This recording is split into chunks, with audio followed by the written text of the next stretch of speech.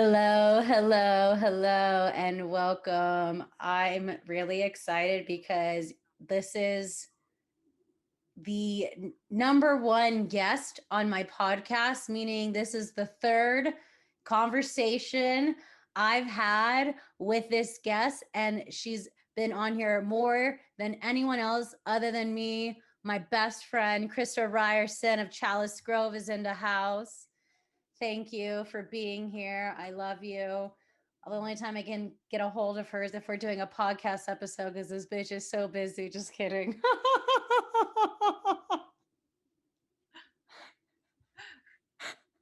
Not true.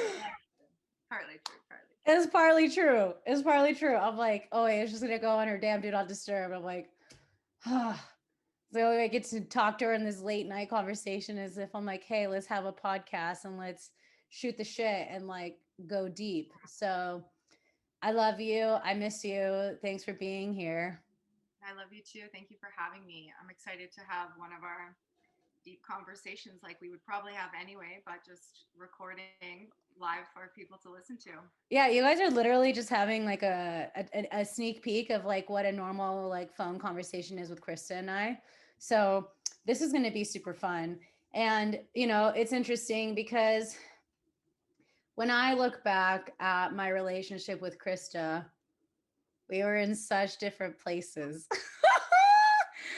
Actually, Krista and I we met on a blind date. We were friends on Instagram. We were connected through Myra Peñalosa because of Kundalini Gown. And Krista was staying at the Joshua Tree House, and she was like, "Hey, do you want to stay at the Joshua Tree House?" I was like, "What the hell is a Joshua Tree House?" Like, I had no idea what it was. Like, the Joshua Tree House is what brought like the Airbnb like madness to Joshua Tree. And yeah, so I said, sure. So I met Krista on a blind date. We sat in the jacuzzi under the stars, and that's when I heard I needed to come to Joshua Tree to start clearing out the grid in Joshua Tree Wow. because people come to Joshua Tree, eat psychedelics, leave their shit here, and then go back to LA or like go back to other places. And because I grew up relatively close to here, like 20 minutes from my house now, like the land was calling me to come and like be a guardian of the grid. And so, Krista and I, we've had similar journeys on our spiritual path, similar awakenings multiple times, similar deaths and rebirths. And both of us here now are really passionate about transmuting the false light in the coaching industry, in the spiritual community. Krista's passionate about really bringing more of the awareness around astrology, while I've been focusing more on clearing out the false light in the coaching industry. But this is my mission partner. This is my mission wifey and my best friend. And yeah, well, are you still a Leo in sidereal astrology? I sure am. Yeah, hell yeah. I think I'm still a Leo rising. I don't know. I'm still working on learning more about Golden Age astrology, but obviously, if there's anyone I'm going to learn from, it's this Queen Bee. I talk about her to everyone. Everyone's like, who should I learn astrology from? I'm like, go to Chalice Grove, thank me later.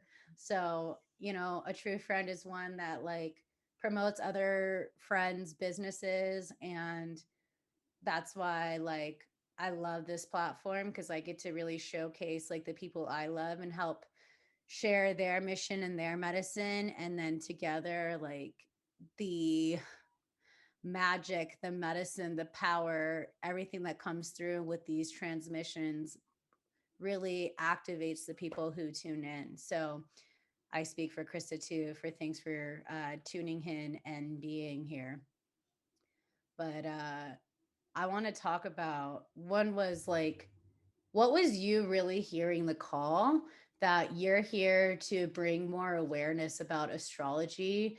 And like, what was the path that was like, okay, here, this is actually my soul's mission of me, like moving away from making jewelry, moving away from focusing on Kundalini yoga, and like really answering the call to focus more on bringing awareness and clearing out the distortions around astrology?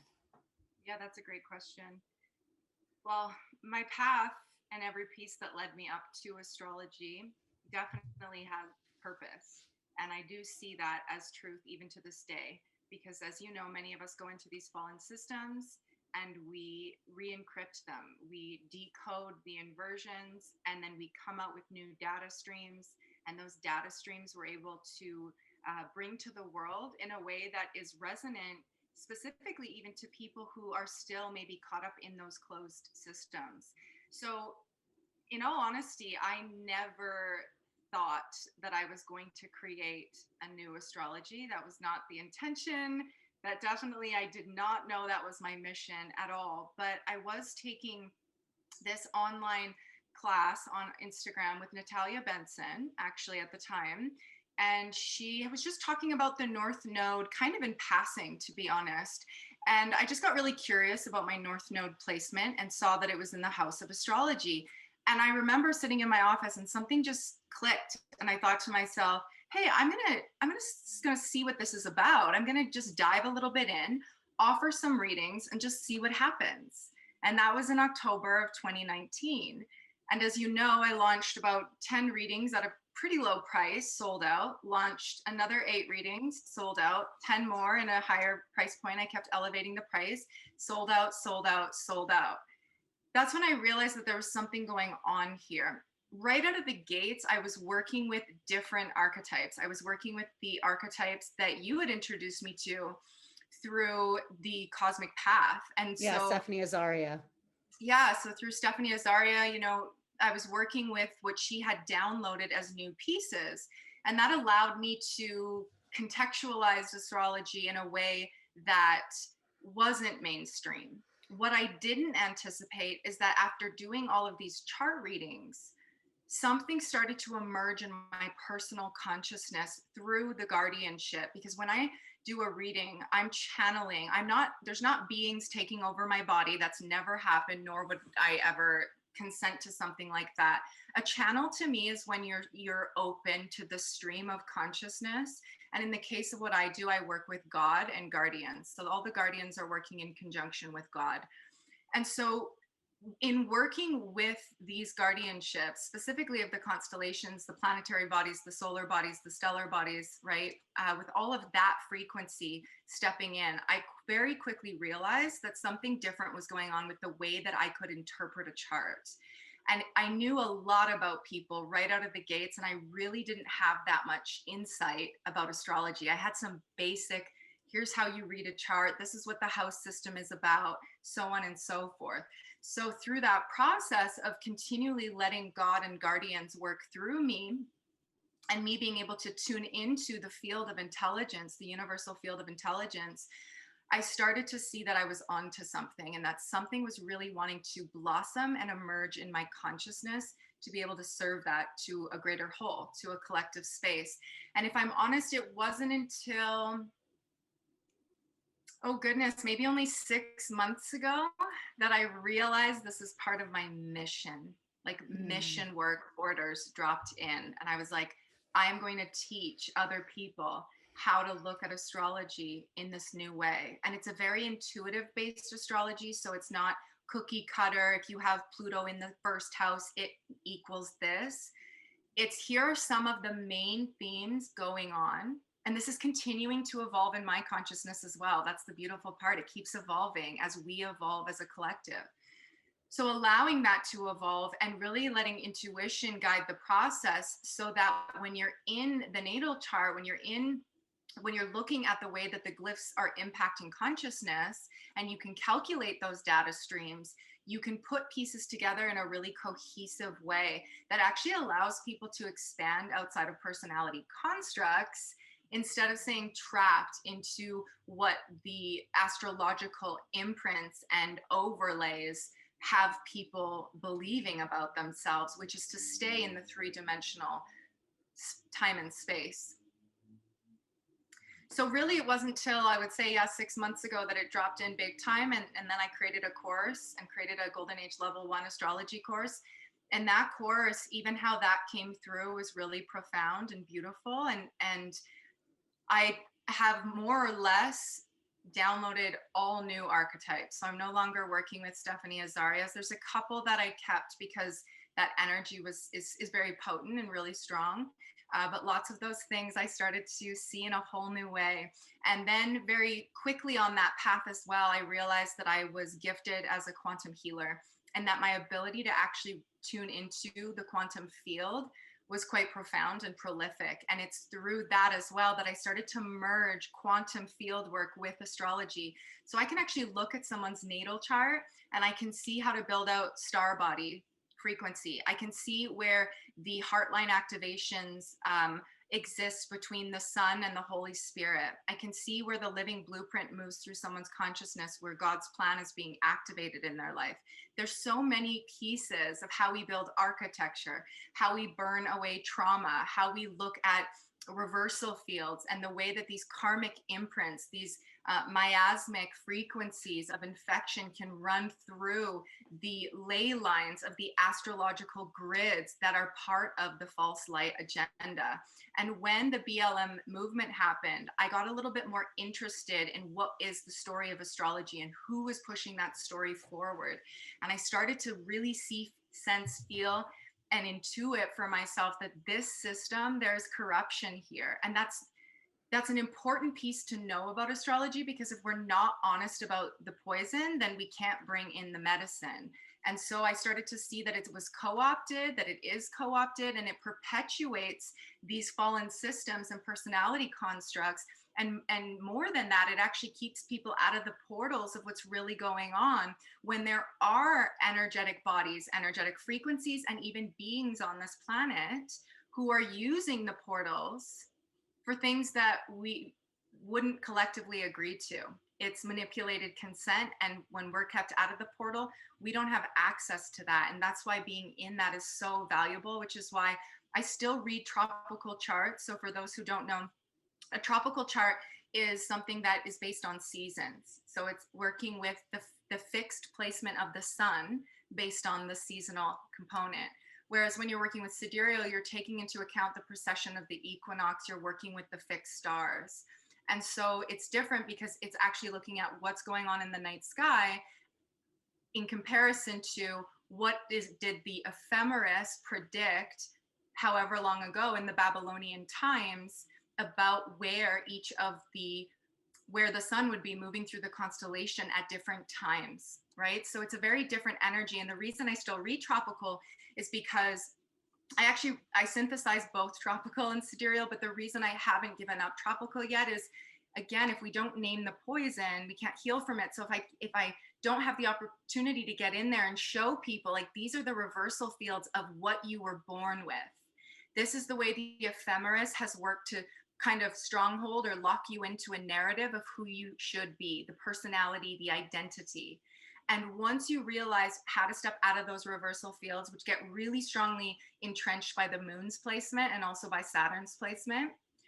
So once you learn to step over those, then you can actually start to step into the higher octaves of each one of the signs, and then also step into the higher octaves then of the frequency and the energetics behind sidereal, because a lot of people don't even relate to their sidereal at first. And it makes sense because we're entrenched in the personality constructs. It takes moving through that first in order to be ready to kind of look at it in another way. And another thing I say constantly to people I work with is we get really hung up on, well, this is my sun sign, this is my rising sign, all these placements. And yes, planetary placement is indicative of a lot of the ways that you exist in the world. And also, it is not the only thing, because at the end of the day, all 12 zodiac, all 12 constellations, and the 13th sign and the 13th constellation, even the 14th, the opposition, which would be Orion, so Ficus and Orion, those are all impacting our consciousness. We have a slice of all of that in our chart. So when people say astrology isn't rooted in accuracy, it could be applicable to anyone. Well, it can be applicable to anyone because these are the mental These are the physical, these are the emotional, these are the spiritual constructs that we're working through in this incarnation. And the story or the narrative that's been perpetuated over time is one that gives us 90% truth and 10% falsity that actually inverts our codes. And what a brilliant plan, because the people who are looking up at the sky and asking deeper questions are usually sensitives, star seeds, angelics, indigos, highly coded people. Those are the people who are looking to astrology. So what a great place to infect the map, if you will, so people can't find their way home. Mic drop. Yeah, I mean, no big deal, what Krista just said. And that kind of awareness, I mean, it's interesting because what I've seen is like just reflecting from my own like spiritual journey. A lot of people start to go towards like the spiritual path when they're at a low, when their auric field isn't strong, where there's holes in it, where there's traumas, conditionings, outdated beliefs that are still operating, but something deep within you know it doesn't resonate anymore. So there's a lot of curiosity, you looking up to the stars, you looking towards spiritual teachers. I'm like, what is my truth? And everyone is looking outside of them from what is actually their truth, which is from their own sovereign embodiment within. So I know on my journey, when I hit my rock bottom, especially after I got struck by lightning, I was purchasing every deck, every course, every book. I read well over 100 books in a year. That after I got struck by lightning to try to figure out what's going on, what does all of this mean, and it kept me in consciousness traps and loops a lot with my business because I was learning from these false light spiritual business women and men on how to quote unquote build a business, but it still wasn't in alignment with my truth. It still wasn't, there was still a missing piece there. And that was me honoring my own worth, honoring my own wealth, becoming a sovereign embodiment of my truth beyond the conditioning of whatever false light teacher, even someone outside of me, but me giving my power away outside. And it's funny because my sister and someone who I know you've worked with as well, Freedom Franklin, she talks about our tattoos and how tattoos we may not resonate with anymore are like tokens. And when you look at them, you're like, oh yeah, this shows me where I've been. And of course, I'm looking at some, I'm like, oh, I just want to cover them up. But others, it's really as you get to this awareness of like your truth and like the teachings that aren't corrupt, that aren't part of a closed system, which I want you to share and explain more about after this. But when you start to have that awareness, you do have a deeper sense of compassion for yourself. And I think that's the big piece that you need to understand is that there's no shame to the game because you needed to be on that timeline. You needed to have that awareness. You needed to go through that experience to have a deeper level, deeper sense of compassion for someone who may come to you for support, and you are here to guide them to be aware of what's going on the path or what they can expect. So I think it's important to drop any shame or doubts or insecurities about teachings that may have supported you back when, but still had an underlying effects of keeping you trapped in consciousness loops. And I know that's like and I'm talking about this more in next week's episode, but when I lost my memory, that was me purging out the rest of the false teachings that were still the last of that cellular debris and that memory in my brain that was still keeping me stuck in my brain and not in my heart. Right. Yeah. It's a great point. So I want you to talk more about closed systems just to give a deeper awareness. Because if people are following you on Instagram, which you should at Chalice Grove, you're sharing more and talking more about closed systems. But sometimes I'm sure people can be like, what is she talking about? A closed system? Yeah. Yeah, so I want to touch on something and I'll move it in there and weave those pieces together. One of the things when you're talking about like that compassion piece, I've noticed very deeply and clearly that a lot of people who have fallen into these false light teachings, ourselves included, they're people who are highly sensitive, right? And so that is why they have gone through life saying yes to so many different things.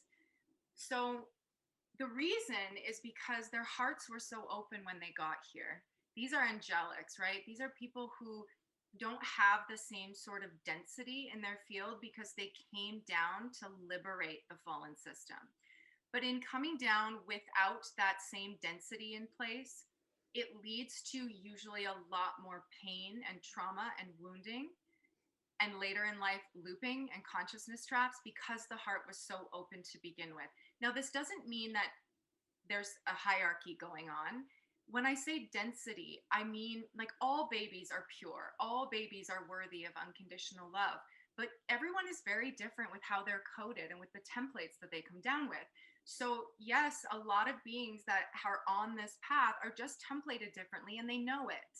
They feel it. They've been pulled to these other arenas and they continue to shift and change. They're more of a hummingbird energy, which means Hmm. they're floating around, going from flower to flower, finding the nectar that's closest to God and whatever resonates the most there for them. And sometimes that nectar has been tarnished, and there's a reason for it because the people who come down with those initial open hearts that get closed later on, that often end up in these cults and in these really unhealthy scenarios and situations, like that empathic dynamic or the victim victimizer sort of program. These are the people that are more sensitive. There's a reason it's created like that, so the sensitives don't step up on mission, so that the people in power that have been in power for millennia, it is a self-fulfilling prophecy. It is an undertow and an undercurrent that has been here a lot longer than many of us know.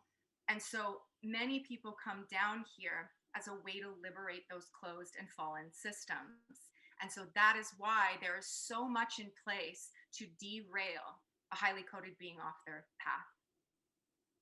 So when we think about fallen systems or closed systems, pretty much everything on the planet right now is a closed system, which doesn't sound very hopeful, but that is not the way I see it. There are so many of us that are here to go in and to bring new data streams. We have re-encrypted and recoded the fallen teachings for whatever reason. We had to go in there. We needed to go in there. Some people didn't get out. And there are many of us on mission. There are many of us that are here to help those people get out, to remember, to reignite, to activate their mission codes or their purpose codes, to facilitate or help someone on mission. Because not everyone here is on mission, but many people are here to facilitate people on mission. That's their purpose. So they're here to come in and really lift that person and walk hand in hand with one another. So there's like a lifting up on both regards. That person initiates that other person, that person helps the mission. That person may go off on their own, but there are pods or groups of soul family that are coming together on mission order, right? As teammates, right? And they're here to do this work. So when it comes to fallen systems, these are entropic. And an entropic system causes disorder. It causes chaos. It causes divide. And ultimately, there's a conquering that happens in that system. If you think about how a predator attacks its prey, there's often is a better word, there's often confusion tactics, right? So the prey itself will use confusion so it doesn't get consumed. Like a bunny, for example, will jump all over the place so that it's not a stream defense attack. It can move all over and confuse the predator. So when we look at these sort of tactics in play, because what I'm seeing now is that we are in one of the largest mind control programs that exists that I've ever seen. And if you've ever studied things like NLP or the way that remote viewing works, or that the military has been trained. These tactics are being used right now that are producing this really twisted and distorted frequency where the captor, or the captive rather, is putting the captor on a pedestal or protecting it with the Stockholm syndrome, right? With this feeling like, oh my God, but I'm just grateful that I have a job and that I have food on the table, and who am I to complain or go against this system? Well, the Aquarian Age, which is not yet here, we can talk about that a little bit as well, because this is something very different than what I believed a year ago. The Aquarian Age, which is not yet here, is designed to set us up to open systems. That is the organic technology of Aquarius.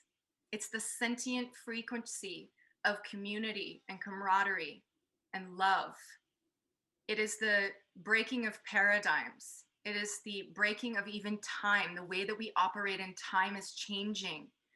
People are understanding the grids, quantum field, how to quantum leap, how to go back for aspects of themselves. This is an open system, but we have been trained to be in closed systems. And at first, in the New Age movement, how most people thought they were doing that was through being in the New Age and shining a light on the government and shining a light on bank systems and shining a light on what's not working, without even realizing that the system they were in was actually also indoctrinated by the same team. And so now we're starting to realize that because we're ready. And as we're starting to wake up from this slumber and the ways that we've anesthetized ourselves and had manipulated consent take away our power, we're starting to see what closed systems are and how confused we've been. The tactics that have been in place to actually have us separating, competing, love and lighting, fucking drunk and high on bliss, and what feels good, moment to moment, and what's karmic, and how you maybe called that in a past life because you did that. You know, these things are deeply rooted in privilege. They're deeply rooted in systemic issues that run way deeper. Again, like I said, this has been going on for a long, long time. It's not that these issues don't exist. It's that who is shaking who's shaking it up? Who's the one who's now pointing all of these little things and shaking up the system? So all of a sudden we're fighting each other and we're pointing fingers and we're blaming and we're getting confused and we don't know which is the right way. That is a closed system. And there's levels of intelligence and brilliance, but it's also ignorance on this planet because it's not eternal life that is designed to keep this system moving this way, which is actually projecting us onto an artificial AI Aquarian timeline. And that is what most people are on right now, and they don't even realize they're consenting to it. I love when Krista just gets on a roll and I just listen. Yeah, I get fiery. I get excited. I want this to be, I don't want this to feel like, well, this is what's happening and we can't really do much about it. That's not the energy. We're utilizing the gift of fire to transmute, to renew and resurrect, to It's the alchemy. It is the alchemy, and it's a very, very important piece on this journey as we move through these new layers, because there are artificial overlays that invert and infect our consciousness. We are not physical beings solely. We are 99.99999% space. We are energy in motion. We are particle and wave. We are matter and antimatter. We are physical and metaphysical. The more that we can actually start to initiate our vision, the unseen realms are not unseen to the trained mind, to the trained heart. To the trained eye. What's that? To the trained eye. Yeah, and I love that you brought this up because the heart space is such a vital component for our healing and resurrecting the fallen architecture that would have us consenting to this giant psychological warfare and attack on consciousness. The heart space is what needs to be tended to. All heartbreak you've ever been through, the way that mommy and daddy didn't love you. Here's the beautiful thing about being in the Piscean age still, and why we don't even want to be in the Aquarian age just yet, because there's a gift here that if we're not conscious of it, we miss it. So all the people who are already in that artificial Aquarian timeline, they might miss this. And if that's you, there's no judgment. Just listen up, pay attention, open your heart to this message. Because when we are aware that we're still working with the Piscean and it's not what we've been taught. I was taught just like you, the Piscean was strict and cold and didn't have access to this, this, and this. But the Aquarian age, welcome to the Aquarian age. Would you like to ride this carnival ride or this carnival ride? And everything is smoke and mirrors. And it's this whole thing about how technology is going to come and save us.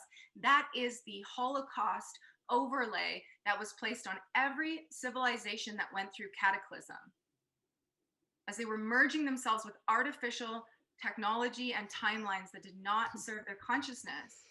So the Piscean age and what it actually is about, what Pisces actually represents, is our limitless nature.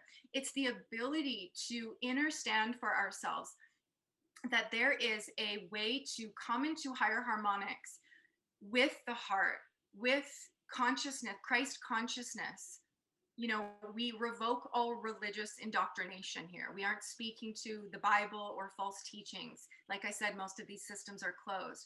I'm referring to a consciousness.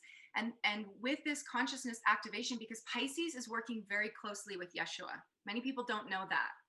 And with that, it is a restoration process of the divine feminine coming into contact with the divine masculine, healing whatever needed to be healed. Divine mother, divine father, reunite, heal the wounds. And then a third point of stellar consciousness gets born, which is stellar, sun, God, solar, the sun, right? So when people say the way to God is through the sun in a lot of religious teachings, that used to really irk me. I didn't understand that. I was just like, why can't you just go to God? I always just go to God, right? But I'm understanding this more. There's a deeper resonance of that, because the solar codes are very important when they allow us to see when the sun moves through the constellations in the sky every year. What's organically supposed to happen is that the sun is releasing consciousness through the way that the light comes through onto the planet. And so it actually refracts the light and it sends through solar codes from those constellations what the higher octaves are of the consciousness that we're needing, the next puzzle piece, if you will, on the ascension journey. But most people are on a false ascension timeline because there's been a tampering of the organic index. Why do you think Bill Gates wants to close out the sun? And why do you think there's a whole story on climate change and how he's bringing forward, oh, hey, look at what we have with climate change. I can fix that. Let's just block out the sun. There's a reason these things are happening. Well, also, what people don't remember is that the sun is what fuels plants and nature. That's what allows our food to grow. It's the sun's rays. That vitamin D boosts up the immunity. That's what fuels the food you eat, the plants outside, nature, like that to me also correlates to so much of life force energy. Yeah, and that's what, that's what Leo is in Golden Age astrology. It's the life force energy, or what I lovingly refer to as the liquid gold. It's like the liquid gold plasma. When you learn to work with liquid gold plasma, it changes the way that you can operate. We all have a sun sign. It might not be what you think it is. And an easy way to tell is just go to a free astrology chart creating app like astro.com or astrocharts.com and just type in your birthday. And then if your sun sign is anything less than 24 degrees, you're going to move to the sign prior. So that's a lot of people. I have a 25-degree Leo sun, so I stay in Leo, but I'm at a 1 degree, so I'm really portally with Cancer, which I also don't love that word. I like to revoke that, because why that constellation is so beautiful. It's how we purge and dismantle. And also it's connected to something that is an illness and a disease in people's life. So how interesting, because that's when we're not able to move through the miasmic debris, it causes infection, it causes illness, it causes debris. So there's so many layers to this. And of course, not an hour or however long we're going to deep dive today is going to allow us to get into all those pieces. But the more I study it, the more that I see what a gift this is to understand for our life, because it really liberates us beyond the upside down. And I've heard a lot of people in the quantum community say that astro equals 4D equals the astral dimension, which is infected. Don't touch astrology. And I want to speak to that, because what many people don't recognize and see with clear vision and feel from a heightened higher harmonics is that some of us have come down to clean up 5D. Some of us have come down to clean up 6, 7, 8, 9, 10. We're restoring the infection in the field. So it's, even though, yes, there's some things going on that you need to be very mindful of, and go to your heart first, clear whatever you need to, go to God, ask for that clearing. There are also people here that are in this energy that are working to resolve the distortions that exist in those fields. And so I feel to throw out astrology at this stage would do a huge disservice, because it is allowing us to move through a lot of these personality, even mental constructs that aren't serving us in the lower harmonic universe, 1D, 2D, 3D. And it is allowing us then to step into higher octaves of who we are and why we're here. One day, I'm sure we may not need to use it, but we're not there as a collective yet. And so I see this as this incredibly powerful tool. And one thing I'll give as an example, because I love something pragmatic, is if you think about voting. When do you vote in the USA? When do you guys vote? Well, November? there's voting soon. Yeah, they're doing. I just got an email about they're doing voting like in my district coming up. So sometimes in June and then again in November. Yeah, and so most people feel like when that happens, they're moving over to Scorpio season. It has nothing to do with anything. Now it's Scorpio. Let's talk about sex. Let's talk about the occult. Let's talk about death. Let's talk about magic. That's what a traditional frequency of astrologer would bring forward. But really, if you actually look at when voting is created, what's actually happening is we're still very deeply working with Libra, and Libra is about justice. Libra is about balance. Libra is about harmony. It's about restoring the fields and the architecture. It's about reclaiming your power. But what do? They have you separating, and they're called poles for a reason. It's causing this polarity and this dissonance at a time that the constellation is actually trying to grant us the gift of justice and of balance and of harmony and of recognizing how we can correct these errors. Nope. Because why does that happen? I can pull out many examples of this. Well, the reason I'm sharing this one is because if there are people who understand how this works and they actually put things in place to counteract the medicine that's trying to come through, it continues to split the light body, split the angelic body, create more infection in the field, in the body itself. And that leads to more distortion, more consciousness traps, more healing loops, and we just carry on in our little lives, living in tiny boxes, pretending that this is normal. I don't know about most of the people, but if 2020 really taught us anything, it's to look deeper into the narratives that have been shared. People are finally, and we've been seeing this for a very long time, but people are finally seeing that the news doesn't tell the truth. Well, I just heard today, I was watching Russell Brand like right before this, and he was pointing out that every major news source, at least one chairman of each news source is also on the chair of some pharmaceutical company. Wow, there you go. It's his birthday today, I heard on the radio. Of course it is. I mean, he would be a couple days before my birthday, obviously. Just kidding. Yeah. But I have the biggest crush on Russell Brand. Like, he is the definition of like a man I would be calling in, because he's a truth teller.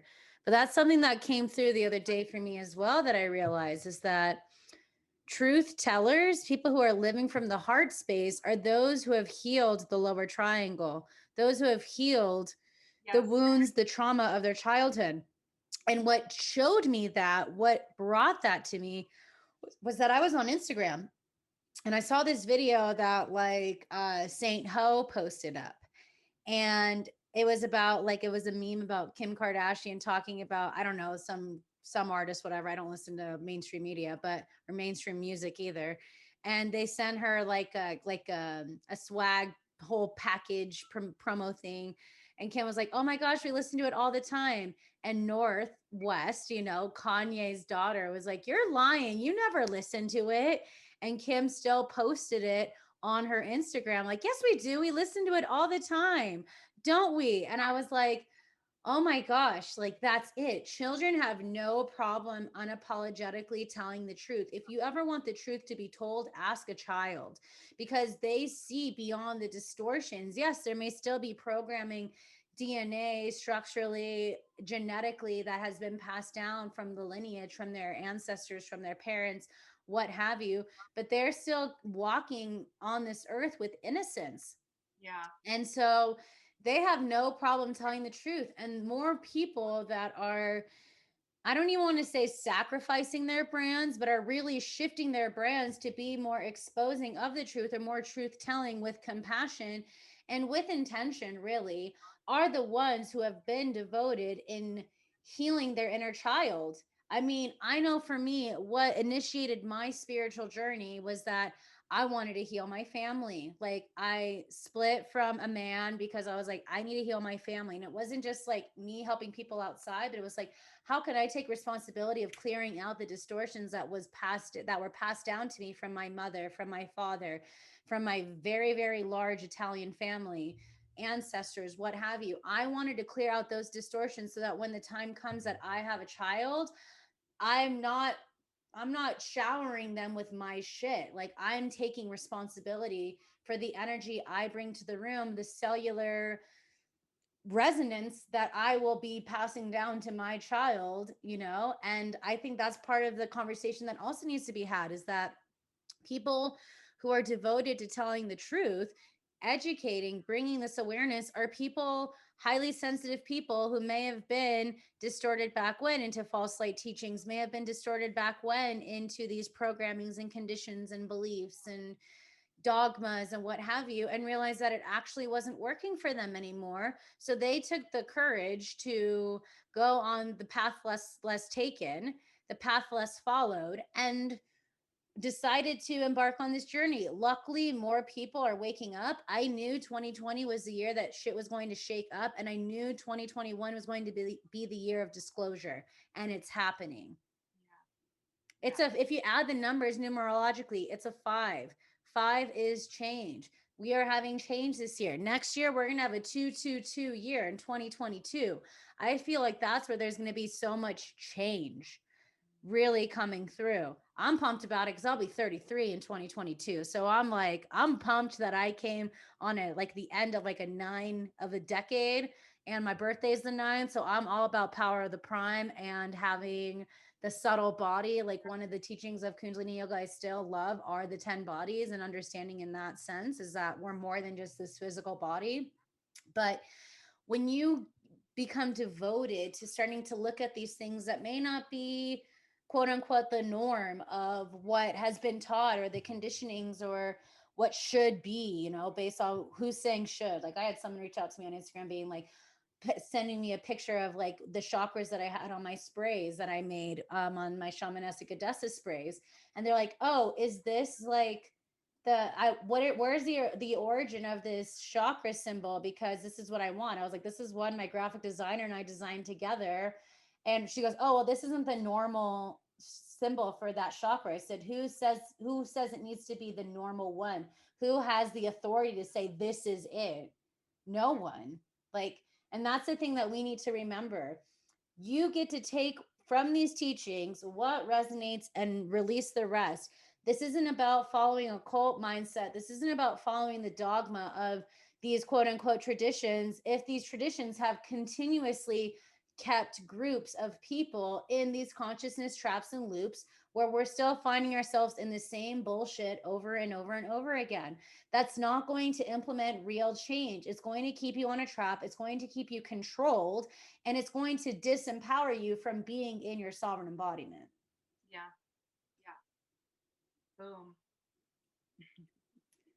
So, I mean, it's interesting because I became a certified life coach back in 2013. I knew I wanted to help people at a very long time. And to be honest, I don't see myself doing business forever. This is what I'm being called to right now. I want to help people set up their systems so that things can automate and run behind the scenes, where there can also be some benefits of AI in a way that can Yeah. also have support in that way.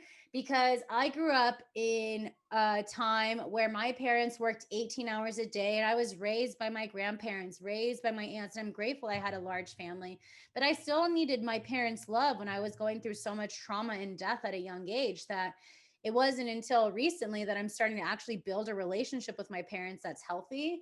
And I just know, like, from that experience that I had, I want to help people organize their system so things are operating and flowing behind the scenes so that they can, one, be present for themselves, and two, be present for their families, where things aren't, so tied to work, work, work all the time. How do we find this homeostasis and this balance between work and play, between work and pleasure, between work and rest? And this is something that's also shifting a lot too. And I think that has been part of the blessing of 2020 as well, is that a lot of people, yes, like, had to take a time out on their jobs, but during that time, some people were really reevaluating, like, what does it mean? Like, what kind of work do I actually want to do? Like, am I just doing something? And like you mentioned before, not everyone is here to be on mission. Some people don't have those codes, whatever. Some people are here just to, like, if you have the queen ant and you have all the workers below, or the worker bees and the queen bee, like, they're there to just continue to nourish and manage in that sense. And so, not everyone is here on mission work, but those that are, like, they need to understand that also spending quality time with family and doing the deeper mission work and quality time with themselves, it's a trifecta energy that needs to happen. Yeah. Yeah. So I'm Yeah. being called right now to help with systems, help with business, but down the line, like, I want to do midwifery and be a doula. Like, I want to help people birth children, and down the line help with conscious family work, but I can't do that if I haven't had that experience yet. Yeah. And so that's when we can see, like, if we've had distortions in the coaching industry and the spiritual community, whatever, and we've been able to purge out of that, we're a couple steps ahead of most people that we can help guide them. And so we need to lead through embodiment. True mentorship is leading through embodiment and experience. It's not about so much of what you know, but who you be, who you are, who are Yeah. you here to be, who are you embodied as. Yeah. Totally. Couldn't agree more. I love that you're doing that and helping that behind the scenes. I think it's so important and so beautiful.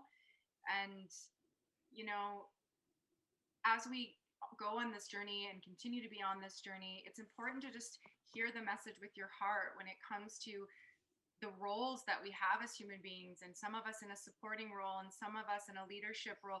This world also perpetuates that everyone needs to be a leader or center stage or noticed or applauded or someone who has a lot of fame and fortune. And we have to be really mindful of these programs. I'm not saying wealth is inherent to our birthright. We aren't meant to struggle. Right now, we happen to be under a monetary system and we're not meant to struggle. So I'm not here to say, in fact, I revoke, and this, all spiritual indoctrination around being broke when you're on this path, because it's not helpful. Because we need people who have resources, who can secure land and who can secure community space. And so it's really important to just locate what you feel best serves you, because again, it's not a hierarchy. It's just some of us are coded to do certain things, some of us are on mission, and if that's you, you feel it, that energy just pulls at you, keeps you up at night. It's this longing. And once you do that deeper inner work, that inner child work, and you can clear out any of the hooking energy that would have you wanting to be in a position of leadership so mommy or daddy can see you, right? Once you clear out those distortions, you'll know if that's what you're meant to do. It will propel you on this path, and you'll continue to step up as that golden age leader. And you know that golden age leadership is something that I'm really passionate about, because the world, I'm coded to help other leaders. That's just how I'm coded. I'm not necessarily a beginner's teacher at this point anymore. It doesn't mean I don't have beginner things that I share, but I am really here to help people who have already been doing that deep inner work, and they're ready to activate. They're ready to step in. They're ready to be like, Kate, what's the next step? Like, I had someone send me a message the other day. I was just like, I'm ready for that next code. They just knew. We had a session a couple weeks ago, and then they were like, Kate, I'm booking a couple months out. Let's do this. I'm ready for this next piece, right? So I want to be so clear on that, because I remember one time having a conversation with my sister about this, and she's like, the one thing I can't stand about the spiritual community is that there's just this group of people who think they're just so fucking special and important. It's not about specialness or importantness. It's about how you are coded and why you came here. Codes are data streams, they're information, they're energy in motion. Code is the way that we be. It's what we embody. And honestly, until you heal the heart, you don't have any space to receive those messages. In fact, a lot of what you probably pursue will be distorted because you haven't taken the time for basic housekeeping. And that was true for me. You know, it felt like a curse, to be honest, but I'm so grateful now, because I see, and I reference God a lot. And so if that triggers you, that's where you're at. But just keep an open heart, if you will, because this word doesn't trigger me anymore. I love this word, and I love working with God. This consciousness, this unified field of intelligence, I needed to clear out so much. When Sabrina and I met, you know, we were both in a pretty intense place. I was just slowly ending a relationship. And once that unraveled fully, I went through 2 years of the wildest initiation. I have moved through lifetimes of the miasma, of the inversions, of the way that consciousness has been infected, and false light identity structures. So I had to do that. And it's important to just know that and locate for oneself why we're here. And sometimes it's not some big purpose or mission. It's to have kids. It's to be present to the experience and the journey. Really drop in so that you can call back your soul streams or your soul quota from where they're looping in the quantum universe that actually keeps you out of the present moment. And if you're not occupying your body, if you're not occupying your power, your love, and your wisdom in a closed system, the first law of thermodynamics is energy cannot be created or destroyed in an entropic system, in a closed system. So if you're not embodying your power, your love, and your wisdom, someone else is. Someone else has access to that. So if you're not feeling that, you've got to ask yourself, wait a second, how can I call back these soul streams so that I can be more embodied, to heal those wounds, to heal that trauma? And the coaching industry originally was designed to do that sort of work, right? Shadow work and reclamation and learning how to heal from disassociation and all of the ways that we are living and breathing in a very dominant sympathetic system where we're not in parasympathetic dominance. So we're running all day long on fight, flight, freeze, or fawning. Your nervous system. Or that'll be the underlay of it. And then the overlay can sometimes, and this is what the New Age was, the overlay was the mammalian system, or is the mammalian system: bliss, pleasure, joy, right? It's those pleasure codes. It's that sexuality to manifest. It's all of, and again, there's nothing inherently wrong with it. I'm not here to cancel or condemn anyone's modality. I'm here to shine a light on the ways that we can do better as we know better. And a lot of that mammalian dominance and there's an actual interface that I can see within someone's grid, within their light body, is that it runs these nets and these loops that keep people trapped. And they're actually continually chasing the next high or the next six figures or the next client or the next whatever, but it's a baseline of fear with an overlay of mammalian dominance. And what's really fascinating about this is Taurus is the one who actually dismantles that. when you understand Taurus, and you have a Taurus sun in sidereal. So the reason that that's so important is because when Taurus doesn't understand that yet, Taurus has been the gatekeeper for the base 10 technology in the inversion. And what that means is it keeps us looping, and we just kind of bottom out or top out, whatever way you want to look at it. And we don't get into the 11th dimension and 12th dimension. So yeah, we're astral traveling, or we're remote viewing, or whatever the thing is. And what's happening is people, because they still have trauma in their heart space, and they haven't resurrected the divine love, the Hieros Gamos template between their masculine and their feminine, so they can interface with each other, and that energy can weave and dance. Because there's so much fracturing with mommy and daddy, whether it was your actual mom and dad, whether it was God, whether it was your caregivers, however that shows up for you, because that's not happening, people get trapped in the base 10. And base 12 technology has to be what we move into. It's the organic tree of life, so we can really see, sense, feel, imagine, and know with every cell of our being that we are interdimensional beings, that we are time travelers, that we're multidimensional, that we have access codes to galactic gates, to golden gates, to the chalice of existence, to the womb of the solar system, and that these data streams are coming in and we can have access to them whenever we want to. But when we're not aware of that, or when we're bottoming out on a base 10, we're just stuck in these realms, and a lot of these realms have been infected because they saw it can mean what it can be, people, it can be energy, it's any inorganic anti-life frequency that runs through this planet that has to rob energy. Remember, closed system, energy can't be created or destroyed. It has to manipulate, it has to rob, it has to steal consent in order to generate its motors, in order to feed the machine, in order to create life force for itself. And unfortunately, this is how humans are taught to coexist with one another. It's an economy that's really busted, that says, hey, if I'm in a dynamic with you right now, I'm going to outpower you, and I'm actually going to siphon your energy, whether you're conscious of it or not. I feel really good, but you might feel depleted. And it's a program, and it's a program that's based on base 10. And so this is why it's really important that we understand these aspects of consciousness, because the more that we do, we actually tune into eternal life. And eternal life is where we recognize that we are eternal, that life force is directly dropped down in plasmic index. It's a code, it's a reference point, that all of life, that we never die, that existence goes on, that this is a holographic template reality, and that we're consenting to the level that we're on right now. It's like we keep kind of going, then we slip down into the dungeon, we get like the coin, and then we go down, and then we go into the underworld, and then we have all these people we have to fight. But unfortunately, we don't have all the rules.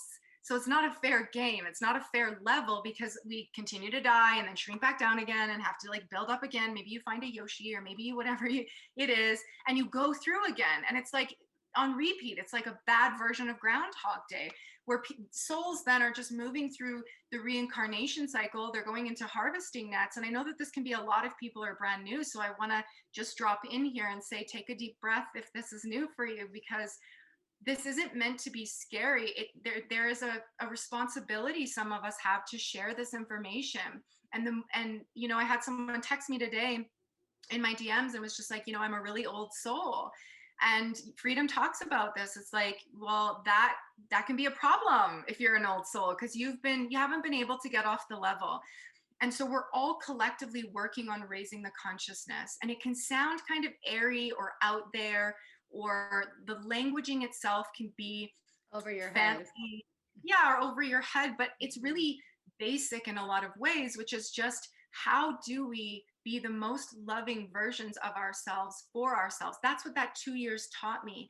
And my program, as you know, I created a coaching and mentorship program. It was the first time I ever stepped into the role as a mentor in this way.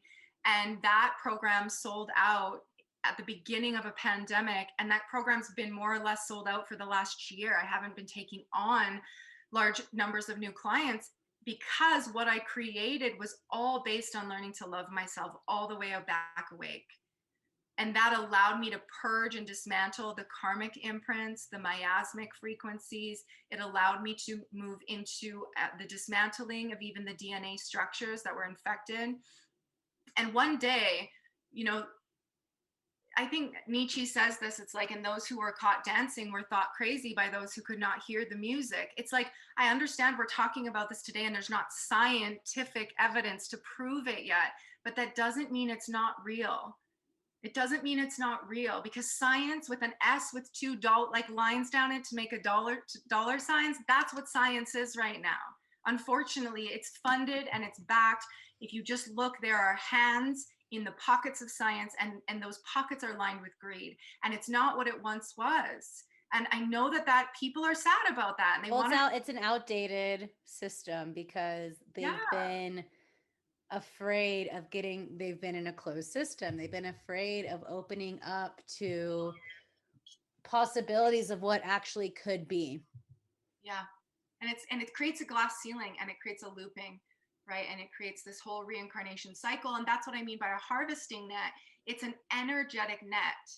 It's a frequency fence that was keeping higher information from coming in. That frequency fence is now lifting due to a lot of the time and energy grid workers have been spending We tired. to dismantle all of that, right? To Yeah. dismantle all of that. And so it is shifting. But again, in a closed system of science, for example, and if my family was listening to this, oh my goodness, just so y'all know where I come from, they would cringe, because my whole family is in Western medicine. My brother believes with his whole heart in science, and my mother believes in that system too. And so I come from a family where that's really indoctrinated. It's set up that way. For me to not believe that, you know, was kind of a miracle, to be honest.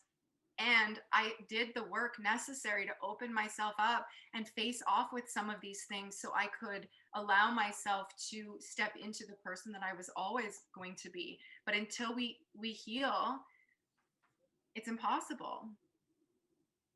You can't live from your heart space if you don't have the developmental years, beliefs, conditions really in alignment to your truth. And I know, like I said, that's why I've been so devoted to systems myself, is because you can't live in that heart space and operate and share and be of service from that heart space if your systems are all over the place. The energy won't feel safe to come if it's chaos. And so when you can start to recognize the chaos, comes the order and the structures and the sacred containers for the feminine to express herself. And I think that's been part of the distortions of the new age movement and the futurist female movement, all these things. Like, it will swing the pendulum the other way. One and two, it's not bringing in, like we talked about, like the true Christ consciousness as the restoration of the sacred union. Like that sacred union needs to happen within first, and then when you find that, you're going to permeate out that resonance, that radiance out into the world, and you will start seeing it as your reality due to this holographic experience that is life. Yeah. And a lot of people, you know, you can find love, of course, without tending to that first. But most relationships that people are jealous of who don't have them sometimes aren't even conscious of the fact that a lot of relationships are a lot of codependent patterns playing out, and a lot of childhood wounding and trauma bonding. And there's nothing wrong with that, but it can create these really distorted attachment styles that have us, again, in closed systems, even with those that we love. And that can be your partner, your family members, so on and so forth. It keeps scaling out. And so this is why it's so important to do the inner work, so that you can yourself be an open system. Once you're an open system and you learn to plug into a life force energy that is eternal, that isn't a succubus, that doesn't suck you dry, then you have access to something greater than yourself. And that mission can come in if you're templated that way, or your purpose comes online in a whole new way, because you now have that access because of that inner work. It is one of the most beautiful things to do. And I'm being put under some new mission orders astrology will always, I feel, be what I do. And if God gives me different directive, then I'll move on. However, I have a huge passion to help people create wide awake wealth for themselves, because the number of women who have money in their hands is alarmingly low. And a lot of the women, a lot of the humans who are holding these really high codes are women. They're fighting the good fight right now. They're the ones who are doing a lot of the inner work. And so this is a very valuable piece as well. And when I say wealth, I don't mean money necessarily. That can be part of it within a monetary system. I mean all cylinders firing. You are on mission and assignment and purpose. There's nothing I do in my business that I don't want to do well, let me reframe this. There's nothing I do in my business based on what someone else told me I need to do. There may be things that I show up for that I'm not like, okay, right now this isn't exactly what I want to do, but I made a commitment to myself and I'll do that. But my business is not run based on what anyone else has said. I never took a coaching program that indoctrinated me to say, this is how you do it. I literally built everything based on what I went through. I have a background in psychology. I know how to work with trauma. This becomes a point of access, and it has to be in order to create layers of wealth, because unless, again, you heal, that's why we need to still talk about healing. It's important for all that we do, because until we've done that, we can't experience our birthright of being able to have what we need in order to continue to fulfill the mission and the plan on the organic ascending timeline. Yes. And that's why it's also important, if you do choose to follow certain teachers or whatever, that they're actually not just consumed on like generating. Because the thing that I'm recognizing, having been like gathering all the intel from all these coaches and things, is like how many of these coaches are actually invested in their students, not just seeing them as another number, but are actually invested in their students. Because these people, students, are investing into these coaches to learn from them, to grow with them, to experience them. And this is what came to me today. And I was going to create a whole podcast. I still may continue on as I continue to receive more of this download. But something for me that I've seen is, I grew up in the hospitality industry. I went to school for hospitality before I went to school for marketing. They were both still business oriented, um, majors when I was in college. But when I transferred schools, they didn't have hospitality. So I switched to marketing, even though I had to take marketing classes beforehand. But I've always been taught to exceed expectations. And all of my students who have been in Alchemize Your Systems, who have worked with me one-on-one, who've been part of Thrive, have all said that they really feel seen. Soulful Systems, they really feel seen and supported and heard by me. And that's something I think, more than just chasing the money or like boasting on social media that you had a 6-figure month, which is great. We need, like you said, more wealth in women's hands. But are you actually catering to the needs of your customers, your students, your clients that are coming to you and trust you? And I think there's so many parallels of how we're seeing that in the coaching industry, and how we're seeing that in society, in these mainstream teachers, in these mainstream medias, in these medical fields. People are coming to you with trust, but are you actually manipulating them? Are you actually caring for them? Like, those are the things that you really need to check in with yourself. Is it coming from a space of greed? Is it coming from a space of scarcity? Is it coming from a space of lack? Or is it coming from a space of compassion? Is it coming from a space of integrity? Is it coming from a space of pure love? And that's something that I'm calling up and out more for the coaching industry, because I'm tired of seeing these people who are selling out programs that are charging $5,000 for like a 6-week program, but then aren't actually caring for the clients. They're just creating these classes inside a Facebook group where you can't even communicate with the other people inside these group programs. And I had an experience in Alchemize Your Systems because we could all see each other. Students inside were helping other students activate the next level, the brand rebirth that really brought in powerful codes. And I think that's what we need to remember, why we're going into these programs.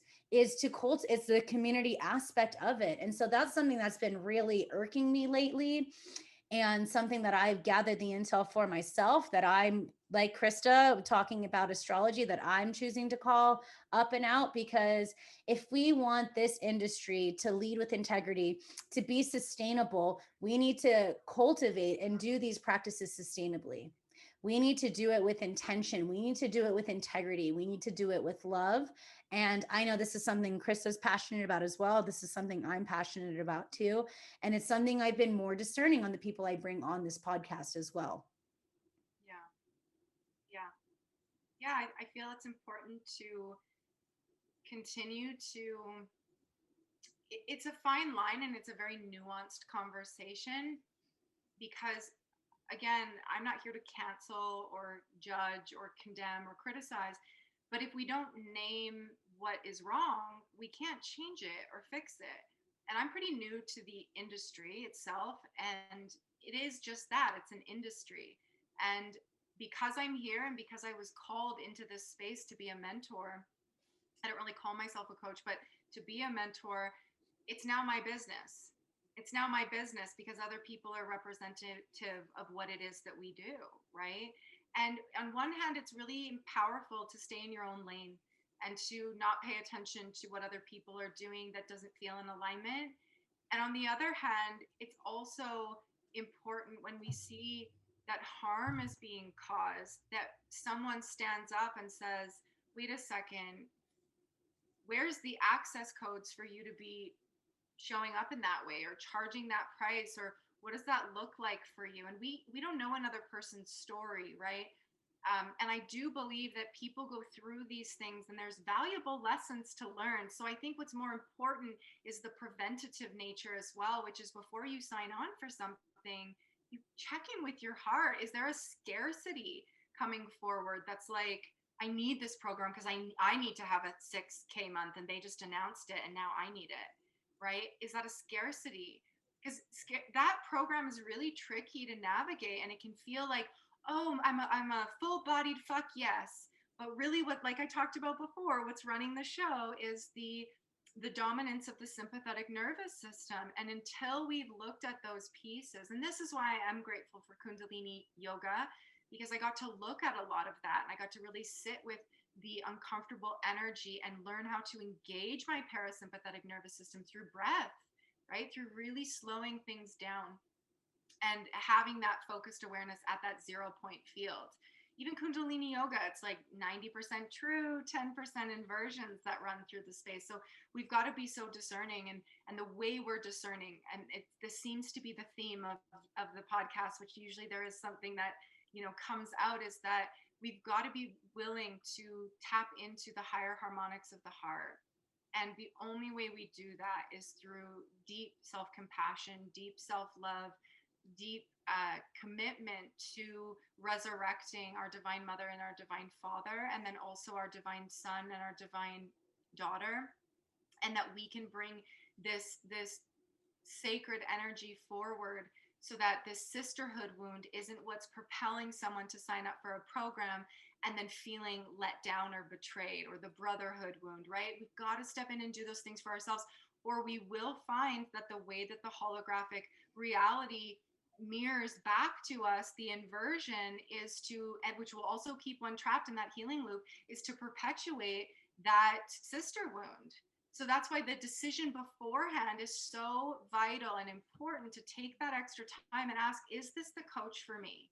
Is this the person for me? That is such an important piece when you're deciding to work with someone. When I am in that person's field, how do I feel? And here's another piece that most people, there's a caveat to how do I feel. Some people say yes to programs because it's all love and light. And it's like, I feel so good. I'm so drunk. I'm so high off this energy. That can be dangerous, because that might mean that coach is only going to lead you to mammalian dominance. And there's a ceiling there. There's a cap to mammalian. And the other thing that many people don't realize is when people just start living their life only from desire, only from what fulfills them, without actually looking at some of the deeper structures in place, they start to actually play around they're in the playground of the energetics that they are trying to liberate people from. They start to dance around and play around with the energetics of the closed system where there's the haves and the have-nots, where it's like they're pumping out programs and they're like, everyone should be a coach, when not everyone is templated that way, right? So that's why this is an important piece too, because we've got to be just really honest with ourselves and get to know who we are. And this is again why I love astrology, because you can liberate yourself beyond those personality constructs and allow yourself to be like, okay, what is the highest octaves of who I am as a soul, as a monadic being, an oversoul, the fabric where I come from? What is going on in my light body? How can I remove anything that is actually facilitating and co-signing the looping of these patterns and these programs again and again, that would have me sign up for a program where I would feel that same mommy, daddy, brother, sisterhood wound all over again as well. So I'm all for calling out and naming the poison. And I'm also a self-sustaining, sovereign, responsible being that knows that it's in my best interest to look at why I said yes to something. You know, I said yes to a container this year with a self-made millionaire. I was very excited about that. I have a really big vision. It's going to require resources, you know, and I've been able to generate more wealth in 2020. And even this year, I'm on track, similar, maybe even, you know, larger than that.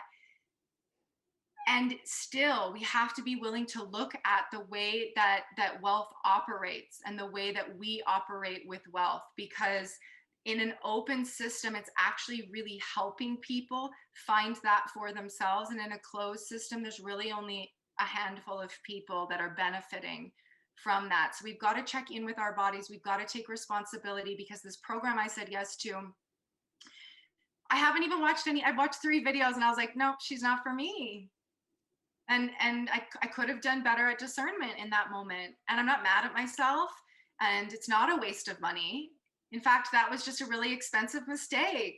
And now I'm more discerning because of that. And I can really check in with that and be like, okay, yeah, that was a no. And it's my job to really lean into that more. So that's something I would really recommend for people, is being very, very, when you're sitting with hitting a purchase on something, just sit with your heart for a minute and it's like, what does this feel like? What is my holy yes? Like, what is that? Because to loop it back around, this thought I didn't complete this thought. Sometimes the best mentors are not the ones who make you feel good all the time. Often that's not the case. I've probably said a couple things already where people are like, oh, turning off the recording, that's not for me, right? It's designed to activate people. To start conversation. Exactly. We're just here to have conversations. I'm not claiming to know everything. We all hold a very specific puzzle piece. And the more that we can openly share, which apparently in 2020 and 2021 is not allowed, the more that, because all content is being fact checked, right? We're not allowed to have these conversations. Since when is that a thing, right? Most people didn't even know. If you look at the fine print of most of your email servers or social media platforms of their terms and agreement, you're pretty much constricted to say what they want you to say. And if anything goes outside of that, you'll be blocked, shadow banned, maybe even completely eradicated and deleted as a whole. Yep.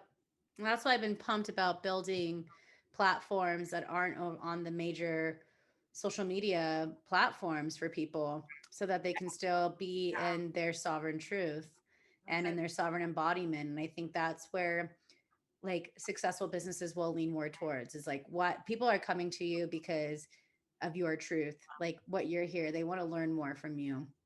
And I know Krista and I, we can talk all day.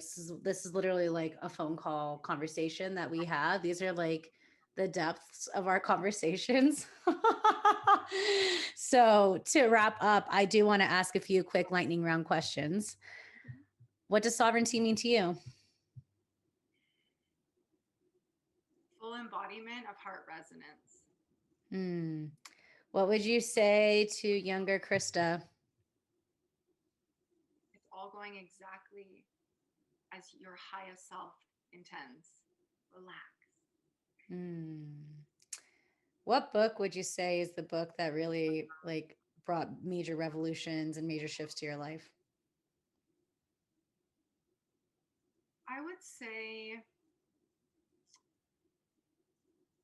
The Biology of Belief. I'm not a huge book reader now because there's a lot of indoctrination that's also present, but that book I actually just repicked up again because it's how we can shift our DNA. It's how we can shift our genomes. And I really love that. So The Hmm. Biology of Belief by Dr. Bruce Lipton. Love that. Where can we hear more from you? My main platform that I utilize the most is IG. Love it or hate it. That's my main platform. I have started also a small Facebook community as a way to just have a private space with less people that's more condensed. But yeah, IG is the number one place that people can find me, or on the website. I run guardianship classrooms every single month where people can dive into some of this astrological wisdom. We do activations, quantum activations, as well as discourse to really deep dive into what each of these constellation zodiac archetypal energies are showing us and teaching us in the highest octaves. I also have registration is open for Golden Age Level 1 Astrology, which is my baby.